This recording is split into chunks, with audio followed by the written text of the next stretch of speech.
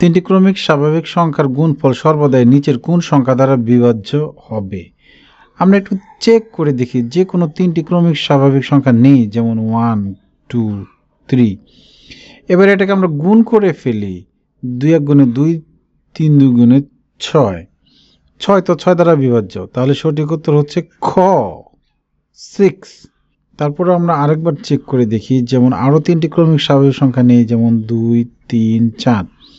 এবার গুণ করে দেখি, 3 2 গুণে 6 4 6 24। হ্যাঁ, 24 ও 6 দ্বারা বিভাজ্য। তাহলে আমরা নিশ্চিত হলাম যে তিনটি ক্রমিক স্বাভাবিক সংখ্যার গুণফল সর্বদাই 6 দ্বারা বিভাজ্য হবে। এবার ক্রমিক স্বাভাবিক সংখ্যা যারা চিনো না তাদের জন্য একটু বলি। ক্রমিক স্বাভাবিক সংখ্যা হচ্ছে পাশাপাশি যে কোনো তিনটি স্বাভাবিক সংখ্যাই হচ্ছে ক্রমিক স্বাভাবিক সংখ্যা, যাদের পার্থক্য 1। 2 এর থেকে 3 1 বেশি, 3 এর থেকে 4 1 বেশি। পাশাপাশি দুইটি পদের পার্থক্য হবে 1। ধন্যবাদ। গণিত ক্লাস।